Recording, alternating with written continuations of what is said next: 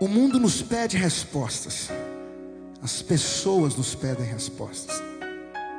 Todo mundo quer saber como é que nós vamos fazer para resolver aquele problema que está destruindo a nossa vida. E o nosso problema vira conversa nas rodas. As pessoas dizem, como é que ele vai fazer agora? Agora não tem mais jeito, está acabado. E de certa forma, as pessoas até se alegram. Na verdade é que nós não temos essa resposta, porque nós não sabemos como é que Deus vai fazer. Como Ele vai fazer? A gente não sabe. A única coisa que nós sabemos, a única certeza que nós temos, é que de repente Deus vai fazer um grande milagre na nossa história.